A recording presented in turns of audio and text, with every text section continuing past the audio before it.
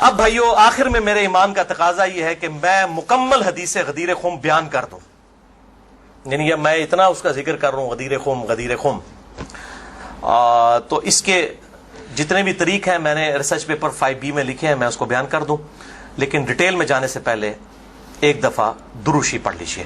اللہم صلی علی محمد وعلی آل محمد کما صلیت علی ابراہیم وعلی آل ابراہیم انک حمید مجید، اللہم بارک علی محمد وعلی آل محمد کما بارکت علی ابراہیم وعلی آل ابراہیم انک حمید مجید۔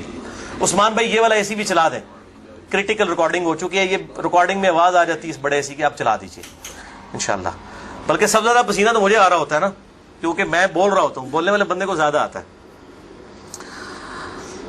بھائیو صحیح مسلم میں حدیث ہے انٹرنیشنل نمبر کے مطابق 553 آپ صلی اللہ علیہ وآلہ وسلم نے ارشاد فرمایا کہ جو شخص وضو کرنے کے بعد ایک دفعہ پڑھ لے اشہد ان لا الہ الا اللہ وحدہ لا شریک لہ واشہد ان محمدا عبدہ ورسولہ، تو اللہ تعالیٰ جنت کے 8 دروازے اس کے لیے کھول دے گا۔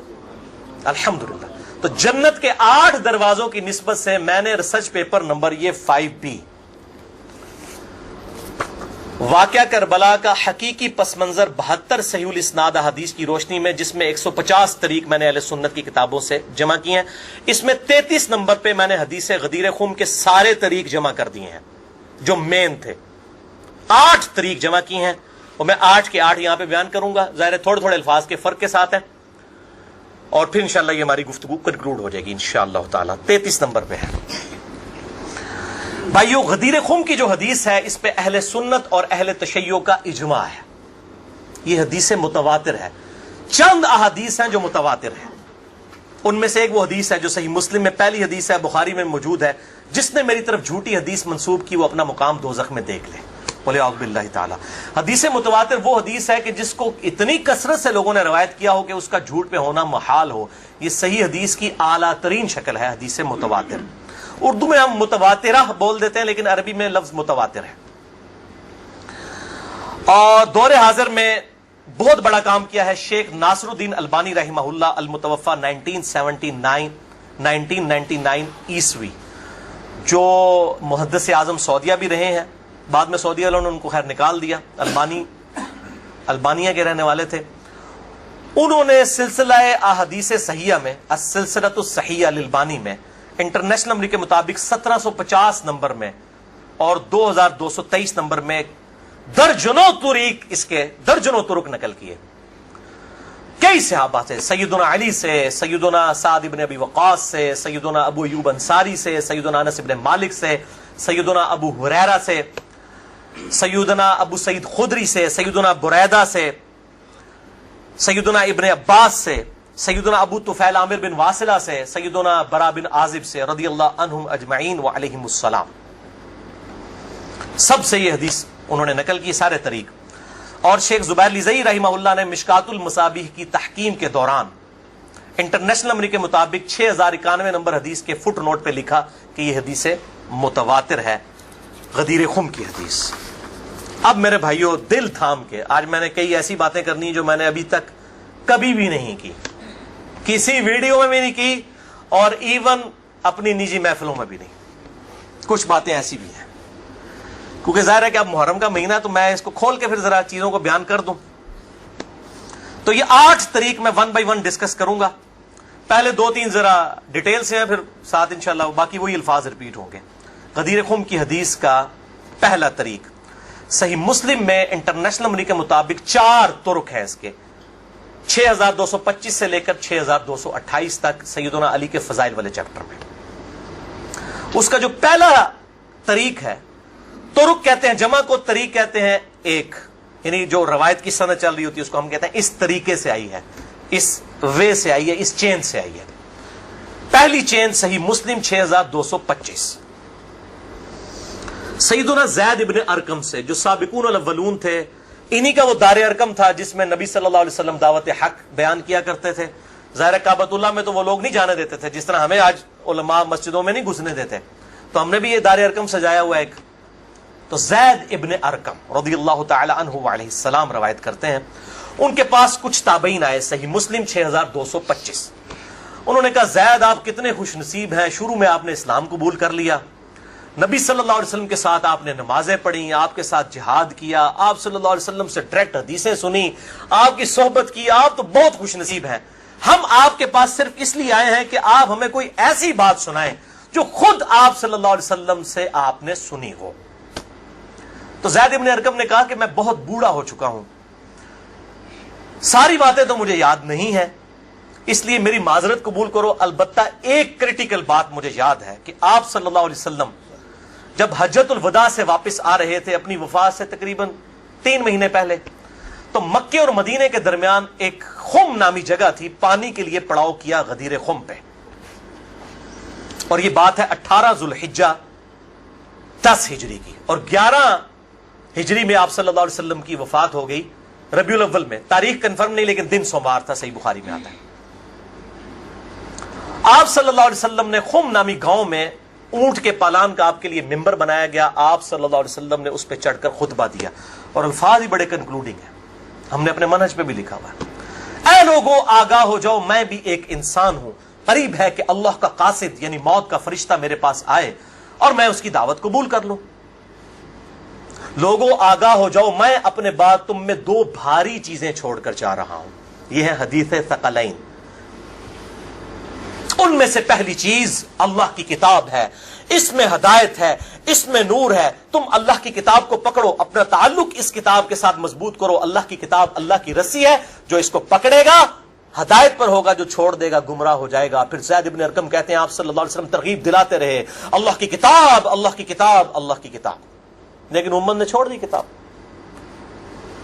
اور پھر آپ صلی اللہ علیہ وسلم نے فرمایا دوسری بھاری چیز میرے اہل بیت ہیں، میں اپنے اہل بیت کے معاملے میں تمہیں اللہ سے ڈراتا ہوں، میں اپنے اہل بیت کے معاملے میں تمہیں اللہ سے ڈراتا ہوں، میں اپنے اہل بیت کے معاملے میں تمہیں اللہ کا خوف دلاتا ہوں۔ اچھا، اب ظاہر ہے اس زمانے میں بھی لوگ موجود تھے، لوگوں کے کان کھڑے ہو گئے، حضرت معاویہ بن ابی سفیان رضی اللہ تعالیٰ عنہ کا دور تھا، تابعین نے سیدھا سوال ہی عجیب و غریب کر دیا، انہوں نے کہا زید یہ حضور کی بیویاں اہل بیت نہیں ہیں؟ دیکھو، بجائے پوچھنے کے سینئر صحابی سے پوچھتے کہ اہل بیت کون ہے، ان کو فوراً پتا چل گیا کام کی طرح ہو ہی جا رہا ہے، یہ حضور کی بیویاں اہل بیت نہیں ہیں۔ زید بن ارقم نے کہا کہ بیویاں اہل بیت ہیں، لیکن یہاں پر وہ مراد نہیں ہے، یہاں پر تو نبی صلی اللہ علیہ وسلم کے خاندان کے لوگ مراد ہیں، آل علی، آل عقیل، آل عباس، آل جعفر، وہ لوگ مراد ہیں اہل بیت، حضور کی بیویاں یہاں مراد نہیں ہیں، جن پر قیامت تک کے لیے صدقہ حرام ہے، یہ زید بن ارقم نے کہا۔ تو تھوڑا کوڑا سیجے طریق، اگلا بڑا سخت جے، میں ڈر رہا ہوں یہ بیان کرتے ہوئے، لیکن اس میں نے پمفلٹ میں لکھ دیا ہوا ہے، لیکن وہ لوگ پڑھ کے گزر گئے ہوں گے، لیکن میں اب آپ کو توجہ دلاؤں گا۔ صحیح مسلم 6228 نمبر طریق، اس میں پتہ کیا الفاظ ہیں؟ اس حدیث کے اینڈ پہ تابعین پوچھتے ہیں کہ کیا نبی کی بیویاں اہل بیت نہیں ہیں؟ تو زید ابن ارقم کہتے ہیں اللہ کی قسم نہیں،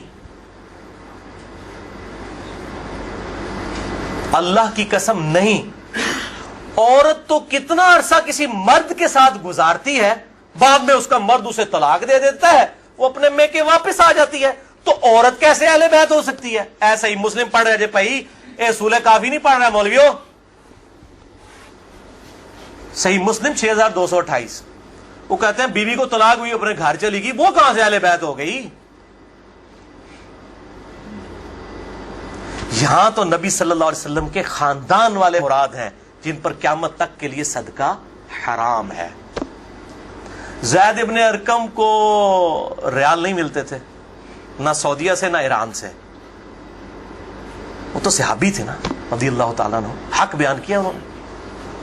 اچھا یہ نہ سمجھیں یہ کہہ دیں کہ زید ابن ارقم کا اجتہاد ہے، اے بھائی اجتہاد نہیں ہے، سن لو، ایک معنوں میں اہل بیت بیویاں ہیں سورۃ الاحزاب آیت نمبر 33 کے تحت، لیکن یہ جس اہل بیت کے بارے میں اللہ سے ڈراتا ہوں ان کے ساتھ اس نے سلوک کرنا، یہ وہی لوگ تو ذبح ہوئے ہیں، آل عقیل ذبح ہوئے، آل جعفر ذبح ہوئے، آل عباس جعفر ہوئے، آل علی ذبح ہوئے، انہی کی اولادیں ذبح ہوئی ہیں نا. یہ 72 جو ہم شہدائے کربلا کہتے ہیں انہی کے بارے میں ڈرایا تھا، جن کے بارے میں غیبی خبر دی گئی تھی کہ ان کے ساتھ امت برا سلوک کرے گی. اچھا، یہ زید ابن ارقم کا اجتہاد نہیں ہے میرے بھائیوں، اس کی سپورٹ میں صحیح مسلم سے 2 مرفوع حدیثیں اپنے محبوب صلی اللہ علیہ وسلم کی حدیثیں بیان کرتا ہوں. سنیں پہلی حدیث انٹرنیشنل نمبر کے مطابق صحیح مسلم میں 6261 نمبر. اما عائشہ رضی اللہ تعالی عنہا وعلیہ السلام خود روایت کر رہی ہیں کہ ایک دن نبی صلی اللہ علیہ وسلم اس حال میں برآمد ہوئے کہ آپ صلی اللہ علیہ وسلم نے ایک کالے رنگ کی چادر اوڑھی ہوئی تھی جس پہ نقش و نگار بنے ہوئے تھے جیسا کہ اونٹ کے کجاووں کے ہوتے ہیں. کالے رنگ کی منقش چادر اوڑھی ہوئی تھی. اتنے میں سیدنا حسن آئے، آپ صلی اللہ علیہ وسلم نے ان کو اپنی چادر کے نیچے لے لیا. پھر سیدنا حسین آئے، ان کو اپنی چادر کے نیچے لے لیا. پھر سیدہ فاطمہ آئی، ان کو اپنی چادر کے نیچے لے لیا. پھر سیدنا علی آئے، ان کو بھی اپنی چادر کے نیچے، ان چاروں کو لیا. اور 5ویں خود، جس سے 5 تن پاک کا ہم کانسیپٹ لیتے ہیں، 5 اس چادر کے نیچے لیا. سیدہ عائشہ کو نہیں لیا. پوائنٹ ٹو بی نوٹڈ، وہ راوی ہیں، وہ دیکھ نہیں ہے منظر. اور اما عائشہ دیکھ لیں کتنی منصف مزاج تھی، انہوں نے یہ روایت بیان کر دی. ورنہ کسی درجے میں اپنے بارے میں بھی سوچ سکتی تھی کہ مجھے نہیں لیا گیا. لوگ کل کو سوال کریں گے کہ آپ کو کیوں نہیں لیا گیا، آپ اہل بیت نہیں تھیں، یقیناً تھی. لیکن یہ والا معاملہ جو ہے وہ ایکسٹرا آرڈنری ہے، اسپیشل پروٹوکول ہے. چادر کے نیچے لیا. پھر آپ صلی اللہ علیہ وسلم نے سورۃ الاحزاب کی آیت نمبر 33 پڑھی، انما یرید اللہ لیذھب عنکم الرجس اہل البیت ویطہرکم تطہیرا. اے نبی کے گھر والو، اللہ تو صرف یہی چاہتا ہے کہ ہر طرح کی ناپاکی تم سے دور کر دے اور تمہیں خوب صاف ستھرا کر دے. راویہ اما عائشہ ہیں، خود چادر کے نیچے نہیں ہیں. علی، حسن، حسین اور سیدنا علی ہیں، سیدہ فاطمہ ہیں، اور نبی صلی اللہ علیہ وسلم 5ویں خود. تو زید ابن ارقم نے کوئی غلط بات نہیں کی ہے، ان کو یہ حدیثیں پتہ تھیں. اور دوسری حدیث صحیح مسلم سے ہی انٹرنیشنل نمبر کے مطابق 6220 نمبر. یہ بڑی لمبی حدیث ہے، میرا ٹاپک کسی دوسری طرف چلا جائے گا اور کچھ بن جانا ہے. چونکہ میں اس کو لکھ چکا ہوں ان 150 روایتوں والے 72 والے احادیث والے، لہذا میں اس کا ایک پورشن بیان کرنے لگا ہوں. باقی جسے شوق ہو تو وہ پڑھ لے، اس کے اندر میں نے لکھا ہے اس کا پورا طریق، ورنہ معاملہ کہیں سے اور ہی نکل جانا ہے. پھر سب و شتم والا ایشو ڈسکس ہو جانا ہے، حضرت معاویہ کے دور میں جو سیدنا علی کے پر لعنت ہوتی تھی، وہ والا ٹاپک اس میں ڈسکس ہو جانا ہے. اس لیے میں اس حدیث کا آخری جز بیان کر رہا ہوں کہ سیدنا سعد ابن ابی وقاص رضی اللہ تعالیٰ عنہ کہتے ہیں کہ جب آیت مباہلہ نازل ہوئی نجران کے عیسائیوں کے ساتھ، نبی صلی اللہ علیہ وسلم کی 1-to-1 ڈبیٹ ہوئی. اینڈ پہ ہوا کہ ٹھیک ہے مباہلہ کرتے ہیں، کون حق ہے کون باطل ہے. سورہ ال عمران آیت نمبر 61 نازل ہوئی، فَقُلْ تَعَالَوْا نَدْعُوا أَبْنَاءَنَا وَأَبْنَاءَكُمْ وَأَنفُسَنَا وَأَنفُسَكُمْ وَنِسَاءَنَا وَنِسَاءَكُمْ وَأَنفُسَنَا وَأَنفُسَكُمْ. کہ نبی صلی اللہ علیہ وسلم کو کہا گیا کہ ان کو کہو اپنے بیٹوں کو لے آؤ، ہم بھی اپنے بیٹوں کو لے آتے ہیں. تم بھی اپنی عورتوں کو لے آؤ، ہم بھی اپنی عورتوں کو لے آتے ہیں. تم خود بھی آ جاؤ، ہم خود بھی آ جاتے ہیں. پھر اللہ کے حضور اوپن میدان میں دعا کرتے ہیں، جھوٹے پہ اللہ کی لعنت. اس کو مباہلہ کہتے ہیں. لیکن نہیں آئے. سعد ابن ابی وقاص کہتے ہیں کہ نبی صلی اللہ علیہ وسلم، قرآن میں کیا حکم آیا تھا؟ اپنے بیٹوں کو لے کر آؤ. تو کس کو لے کے آئے؟ سیدنا حسن، سیدنا حسین، سیدنا علی. اور ساتھ کیا تھا؟ اپنی عورتوں کو لے کر آؤ. نبی صلی اللہ علیہ وسلم کی عورت کون تھی؟ سیدہ عائشہ، سیدہ حفصہ، باقی امہات المومنین. لیکن ان کو نہیں لائے، سیدہ فاطمہ کو لے کر آئے. Point to be noted. نازمیوں کے لیے پکی. اگر آپ کو کہے اپنے گھر کی عورتوں کو لے آؤ تو سب سے پہلے بیوی لائی جاتی ہے. آیت مباہلہ میں بیوی نہیں آئی، سیدہ فاطمہ آئی ہیں. اگلی گلا آپ سمجھ جاؤ بھائی زید ابن ارقم نے کیوں کہا. صحیح مسلم 6228 کہ بیوی تو خاوند کے ساتھ کافی عرصہ گزارتی ہے، جب طلاق ہو جائے تو وہ اپنے میکے واپس چلی جائے. حالانکہ نبی صلی اللہ علیہ وسلم نے کسی کو نہیں دی طلاق، لیکن اتنی ننگی بات اس لیے ان کو کرنی پڑی، اتنی سخت بات، تاکہ حق کھل کے بیان ہو.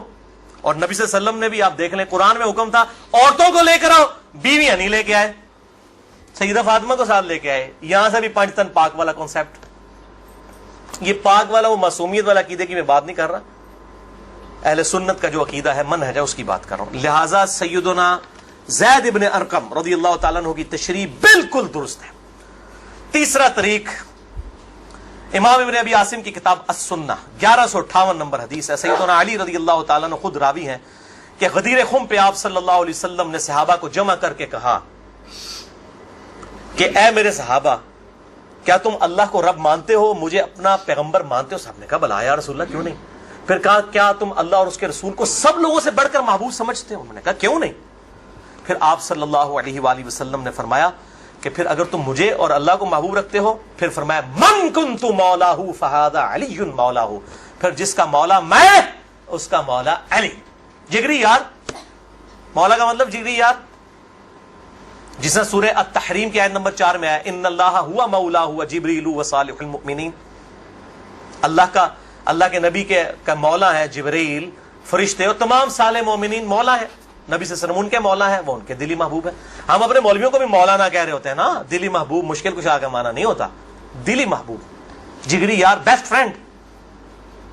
अच्छा, चौथा तरीक सुनन निसाई अल कुबरा में इंटरनेशनल नंबर के मुताबिक 8478 सैयदना अबू तुफैल आमिर बिन वासिला रज़ियल्लाहु ताला अन्हु, ये वो सहाबी हैं जो सबसे आखिर में फौत हुए हैं 110 हिजरी में, नबी सल्लल्लाहु अलैहि वसल्लम की वफात के बाद 100 साल तक जिंदा रहे हैं। ये अबू तुफैल आमिर बिन वासिला जंगे जमल सिफीन नहरवान में सैयदना अली के साथ रहे हैं। किधर 37 हिजरी में जाके जंगे जमल सिफीन हो रही है और किधर 110 हिजरी में ये फौत हुए हैं। और इनकी हदीसें नबी सल्लल्लाहु अलैहि वसल्लम से भी रवायत हैं और सैयदना अली से भी इन्होंने कई हदीसें रवायत की हैं। वो कहते हैं कि खुले मैदान में सैयदना अली रज़ियल्लाहु ताला अन्हु ने, ये सिफीन का ही मौका था, पब्लिक को जमा किया, अपने मानने वालों को जो साथ थे, शियाने अली, शिया का मतलब है ग्रोह के बंदे। तो फिर उनसे वो हदीस बयान की कि जरा मुझे बताओ ना कि तुम लोगों ने नबी सल्लल्लाहु अलैहि वसल्लम से ये हदीस सुनी थी, तो कई लोग गवाही के लिए खड़े हो गए। फिर वो पूरी हदीस बयान की जो आप सल्लल्लाहु अलैहि वसल्लम फरमाया अन्नबिय्यु औला बिल मुमिनीन मिन अनफुसिहिम, नबी सल्लल्लाहु अलैहि वसल्लम मोमिनीन की जानों पर उनकी जानों से बढ़कर हक रखते हैं और नबी की बीवियां उम्मत की माएँ हैं। इस आयत के तहत ए सहाबा इकराम, ए मेरे उम्मतियों, क्या तुम मुझे सबसे बढ़कर महबूब रखते हो? सबने कहा भला या रसूलल्लाह। फिर आप सल्लल्लाहु अलैहि वसल्लम ने मौला अली का हाथ पकड़ा, यूं बुलंद किया सहाबा में और कहा मन कुन्तु मौलाहु फहादा अलीयुन मौलाहु, फिर जिसका जिगरी यार मैं, उसका जिगरी यार अली भी होने चाहिए, हाथ पकड़कर। अच्छा, अबू तुफैल आमिर बिन वासिला कहते हैं ये हदीस जब मैंने सैयदना अली से सुनी तो मैं हिल गया। मेरे दिल में कलक था कि नबी सल्लल्लाहु अलैहि वसल्लम ने इतनी बड़ी बात की हजरत अली के बारे में और सहाबा इकराम ने, रिज़वान ने गवाही दी। इसमें आगे अल्फाज ये मौजूद हैं कि इसमें ही अल्फाज मौजूद है कि आप सल्लल्लाहु अलैहि वसल्लम ने इसी हालत में कहा ए अल्लाह, जो अली से मोहब्बत रखे उससे मोहब्बत रख, जो अली से दुश्मनी रखे उससे तू भी दुश्मनी रख। ये बहुत बड़ी बात है। अबू तुफैल कहते हैं मैंने कहा ये हदीस, मैं कहते हैं मैं बाहर निकला, मैंने कहा सबसे सीनियर सहाबी शुरू के मुसलमान है ज़ैद इब्न अरकम, वो तो पहले तैयार बैठे हैं ज़ैद इब्न अरकम, वो तो भूलेगा नहीं ज़ैद इब्न अरकम कौन है, तो जमात इस्लामी के स्कूल भी नहीं दारे अरकम भूलणगे, तो दारे अरकम उन्हीं के नाम पे रखे हुए हैं क्योंकि दारे अरकम सबसे पहला घर था जहां नबी सल्लल्लाहु अलैहि वसल्लम दावत तौहीद किया करते थे। ज़ैद इब्न अरकम के पास गए, उनका ज़ैद आप तो साबिकून और अव्वलून में से हैं, मुझे बताएं हजरत अली ने यह हदीस बयान की है और इतने लोगों ने गवाही दी है। उन्होंने कहा तू क्या बात करता है, मैंने तो खुद नबी सल्लल्लाहु अलैहि वसल्लम से यह हदीस सुनी हुई है, मन कुन्तु मौलाहु फहादा अलीयुन मौलाहु, और ए अल्लाह उससे मोहब्बत रख, जो अली से मोहब्बत रखे उससे दुश्मनी रख, जो अली से दुश्मनी रखे। ये वो हिस्सा है जिसका इब्न तैमिया ने इनकार किया मिनहाजुस सुन्ना में। फिर शेख अलबानी ने फिर सफ़ों के सफ़े काले किए हैं कि इब्न तैमिया में जल्दबाजी की आदत थी और मुबालगा आराई थी। सिलसिला अहदीस सहिया 2223 नंबर हदीस के कॉन्टेक्स्ट में शेख अलबानी ने सख्त गिरफ्त की है। अच्छा, पांचवा तरीक सही मुस्लिम में 3713 है, जामिया तिरमिज़ी में 3713। पांचवा तरीक मन कुन्तु मौलाहु फहादा अलीयुन मौलाहु, ज़ैद इब्न अरकम से जाबिर बिन अब्दुल्लाह से रज़ियल्लाहु ताला अन्हुमा। छठा तरीक मुस्नद अहमद में है इंटरनेशनल नंबर के मुताबिक 19321 जिल्द 4 सफ़ा 370 पर। کہ سیدنا علی نے جب پوچھا گواہی دو گے اس حدیث کی غدیر خم کی، تو 30 صحابہ وہاں پر کھڑے ہوئے، اور باقی پوری حدیث وہی ہے سنن نسائی الکبریٰ والی کہ اے اللہ اس سے محبت رکھ جو علی سے محبت رکھے، اس سے دشمنی رکھ جو علی سے دشمنی رکھے۔ تو ہمیں تو بڑا فخر ہے، ہم تو علی سے نہ صرف محبت رکھتے ہیں، علی کے دشمنوں کو للکار رہے ہیں، الحمدللہ۔ تو اللہ تعالیٰ اسی عمل کے سبب، اس عمل کا وسیلہ اللہ کے حضور پیش کرتے ہیں کہ اللہ تعالیٰ ہمیں محبوب رکھے، آمین۔ بھائی یہ غدیر خم پہ آپ صلی اللہ علیہ وسلم نے خطبہ کیوں دیا؟ اس کی میں نے حکمت کئی لیکچرز میں بیان کی، یہاں پہ بھی بیان کر دوں۔ یہ آپ خطبہ حجۃ الوداع پہ بھی دے سکتے تھے، وہ روایتیں ضعیف ہیں۔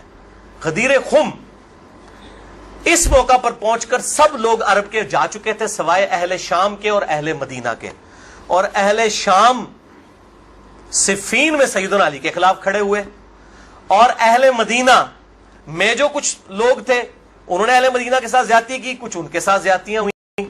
اہل مدینہ اور اہل شام کو اصل میں ڈرایا گیا، کیونکہ واقعہ ہرہ میں اہل مدینہ کے ساتھ ظلم کیا یزید نے، اور صفین میں جو ہے وہ حضرت معاویہ جو فوج لے کے آئے وہ شامیوں کی تھی۔ اس لیے نبی صلی اللہ علیہ وسلم نے حضرت علی کے بارے میں یہ کرٹیکل حدیث وہاں پر بیان کی تاکہ شامیوں کو اور اہل مدینہ کو ڈر سنا دیا جائے۔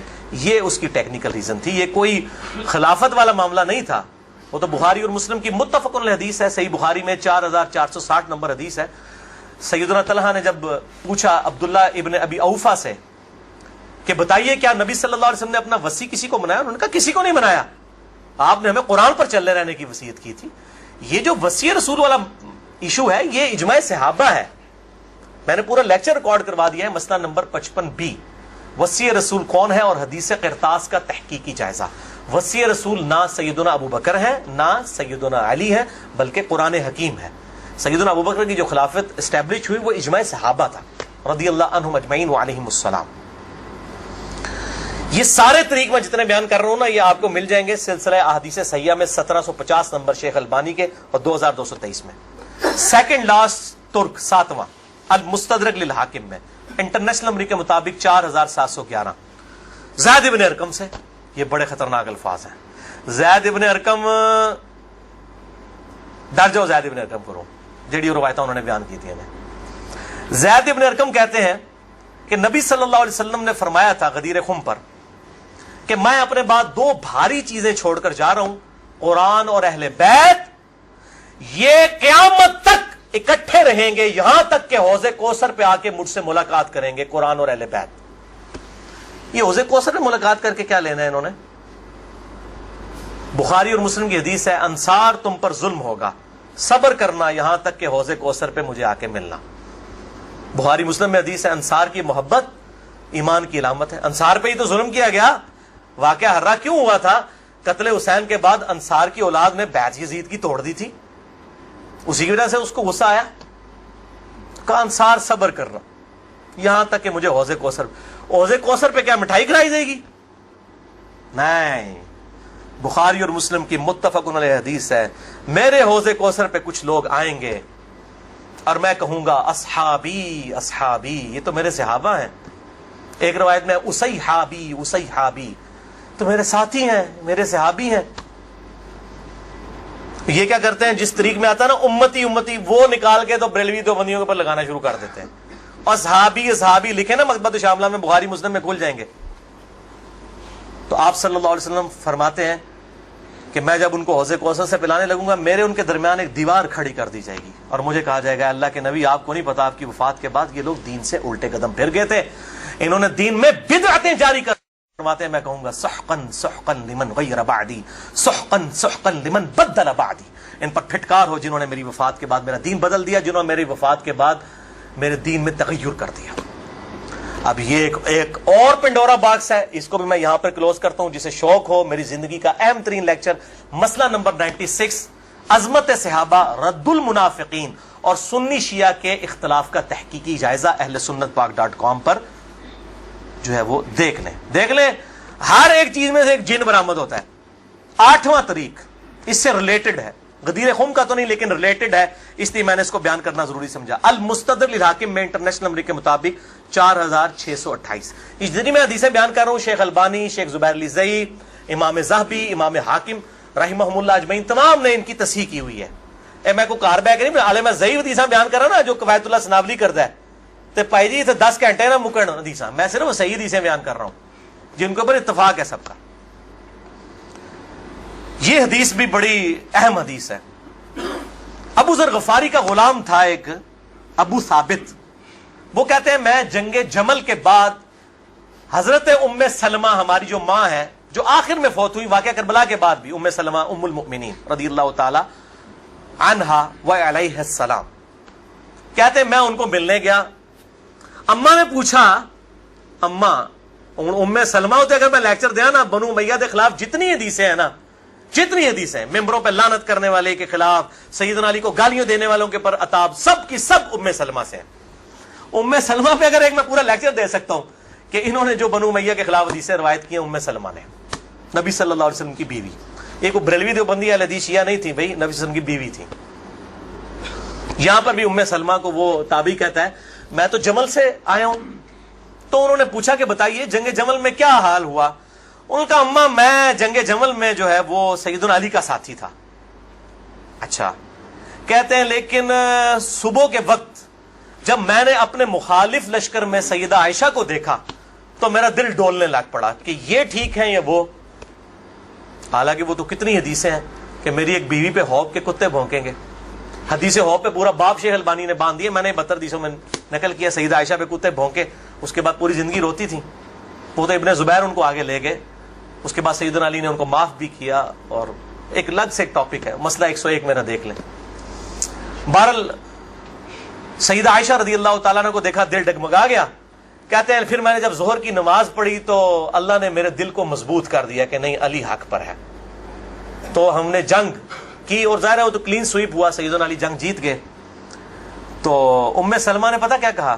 انہوں نے یہ نہیں کہا کہ یہ مشاجرات صحابہ مجھ سے کیوں ڈسکس کر رہے ہو، دو ہی ٹھیک نے، انہوں نے کہا ابو ثابت تو نے بڑا ہی اچھا کام کیا، میں حضور کی بیوی ہوں، میں نے خود نبی صلی اللہ علیہ وسلم سے یہ بات سنی تھی کہ قرآن اور علی یہ قیامت تک ساتھ رہیں گے یہاں تک کہ یہ مجھے حوض کوثر پہ آ کر ملے۔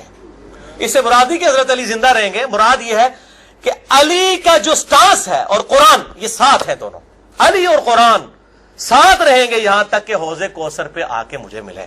اوتھے نازمیاں دی لگے گی پھینٹی، حوض کوثر تے تم ملن گے تو پھر یہی کچھ ہوئے گا نا، سحقن سحقن لمن غیر بعدی، وہاں پہ یہ ہوگا۔ اچھا، تو یہ الحمدللہ سارے طریق مکمل ہوئے۔ آخر میں 3 حدیثیں بیان کر کے اس کو کنکلوڈ کرتا ہوں۔ المستدرک الحاکم میں صحیح سند کے ساتھ 4717 نمبر حدیث ہے، ایک طریق شیخ البانی شیخ زبیر علی زئی دونوں نے صحیح کہا، امام حاکم امام ذابی نے موافقت کی کہ آپ صلی اللہ علیہ وسلم نے فرمایا اللہ کی قسم ہم اہل بیت کے ساتھ جو بغض رکھے گا اللہ تعالیٰ اسے ضرور دوزخ میں داخل کرے گا۔ کہتے ہیں یزید کا معاملہ اللہ پہ چھوڑیں، امام ذہبی نے لکھا ہے کہ سب سے بڑا ناسبی یزید تھا،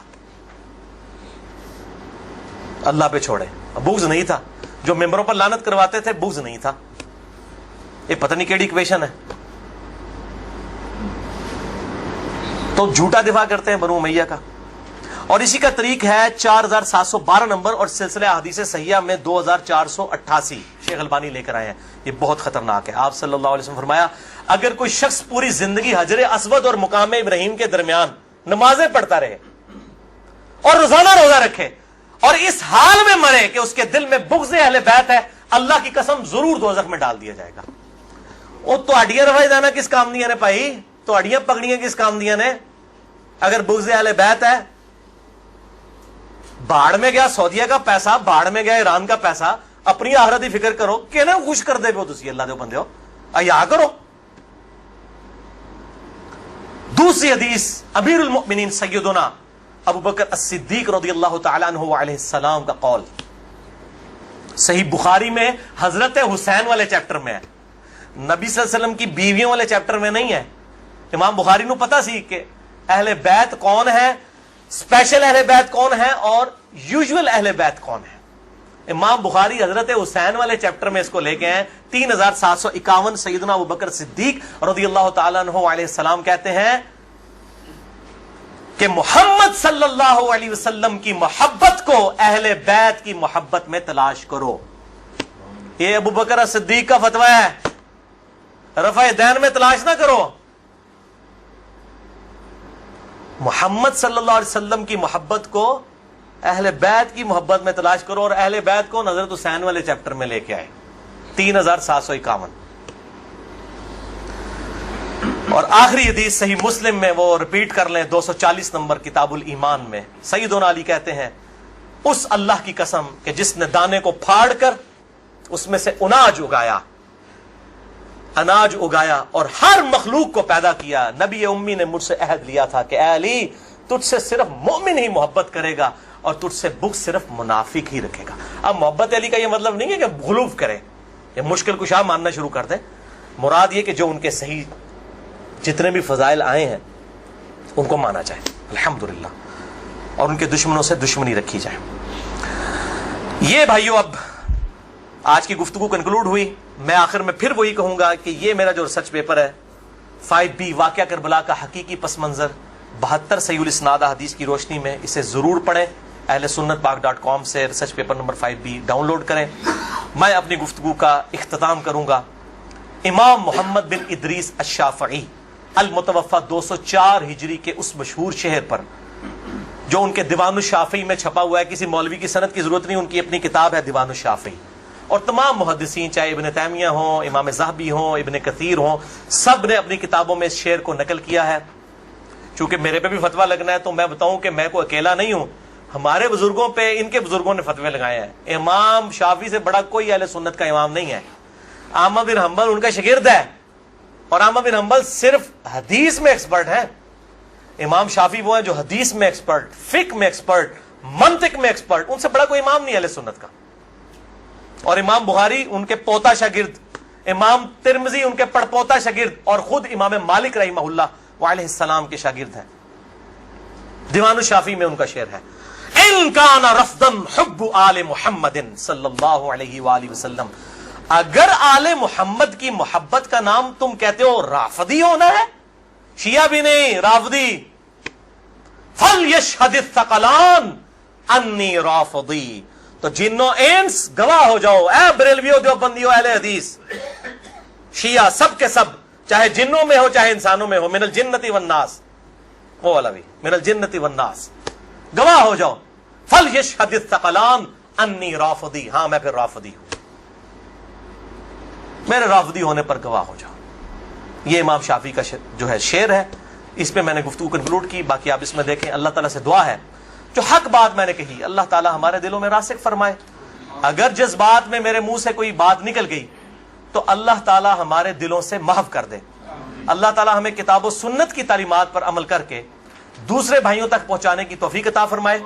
سبحانک اللہم و بحمدک اشہد ان لا الہ الا انت استغفرک و اتوب الیک وما علینا الا البلاغ المبین. درود شریف ایک دفعہ ضرور پڑھیں. اللہم صلی علی محمد وعلی آل محمد کما صلیت علی ابراہیم وعلی آل ابراہیم انک حمید مجید. اللہم بارک علی محمد وعلی آل محمد کما بارکت علی ابراہیم وعلی آل ابراہیم فی العالمین انک حمید مجید. جتنے بھائی آئے ہیں ریسرچ پیپرز بھی لے کے جائیں، اور جنہوں نے سوال کرنے ہیں 10 منٹ کے بعد میرے پاس آئیے گا، کیونکہ میں ظاہر ہے اتنی گفتگو کر کے پھر جو ہے وہ تھک جاتا ہوں. جزاک اللہ خیرہ، جزاکم اللہ خیرہ، وما علینا الا البلاغ المبین. ٹھیک ہے، اسے بند کر دیجیے.